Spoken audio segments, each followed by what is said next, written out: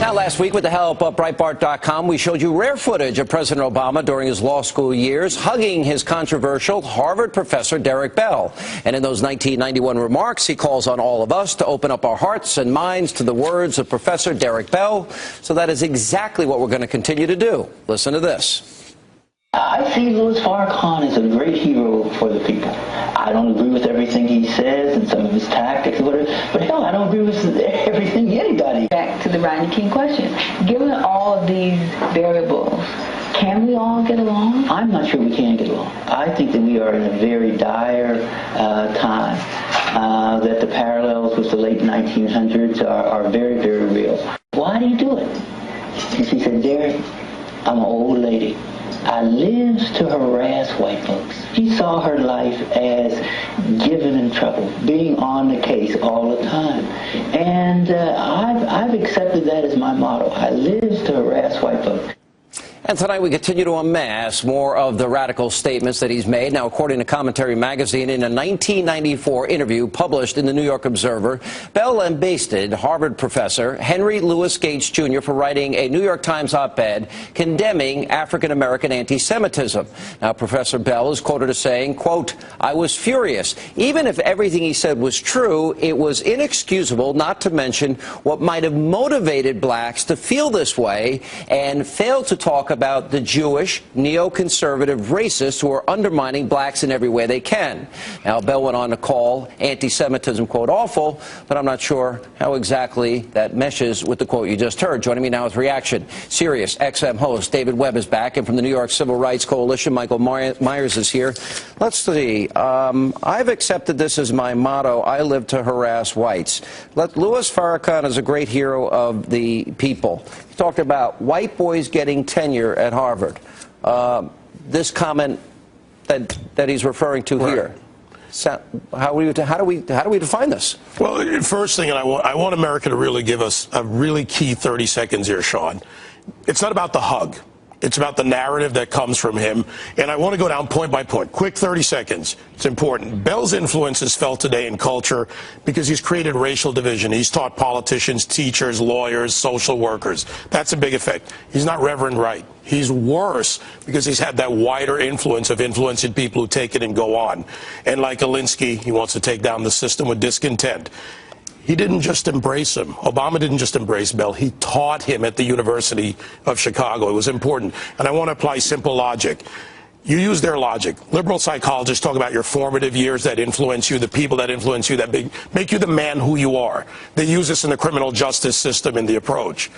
Why won't they apply this to President Barack Obama?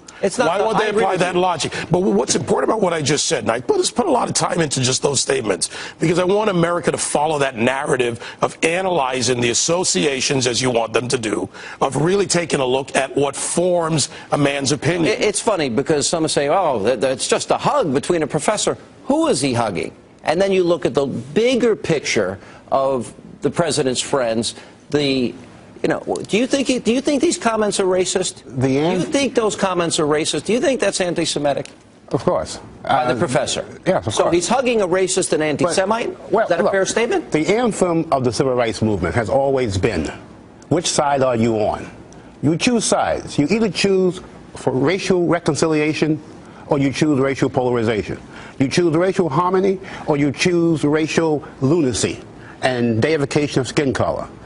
The friends and the allies and the mentors of Barack Obama chose racial idiocy. They chose deification of skin color. They chose Farrakhan to emulate, to advocate for, to say that Farrakhan, the apostle of anti-Semitism and black racism, is supposedly and somehow the spokesperson of African Americans. He's not. So anytime you have the empowerment of black ideology, you have, I think, the endorsement of racism. Now, one more point, and that is that Obama's sin is the sin of not just hugging, it's the sin of omission, because he's the intellectual, and the intellectual must, the scholarship of the intellectual must refute racial idiocy.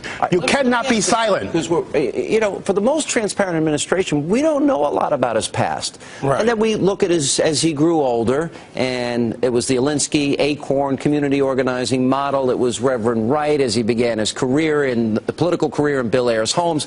So this started here, and it's another piece of the puzzle because we didn't learn a lot about him before he became president. I said when we aired this wasn't the smoking gun. I think his 3.5 years as president, that record should be the smoking gun because it's so bad. Right. But the question is, what does this tell Americans? What should they learn from this? And Ayers, Dorn, Wright, Flager, Acorn, Alinsky, and all straight on down. What does this tell us about him? Sean, I want Americans to apply their own common sense to this. We look at each other, we get to know each other, we grow up, we recognize our influences, we go forward. We must apply that simple common sense to President Obama. He was taught a narrative, and you use the right word, an ideology.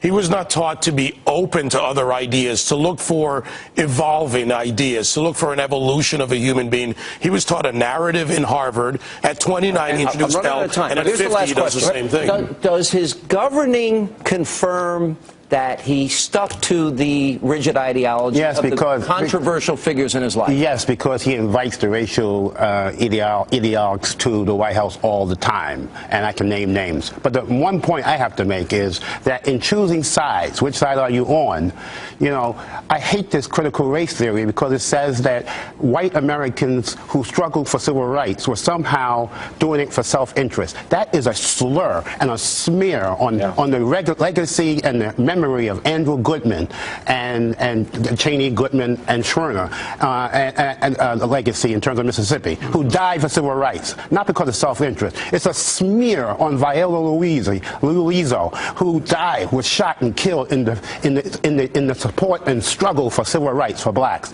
This kind of racial rhetoric, that's why I say again, must be refuted by the President of the United States, and he identifies with demagogues.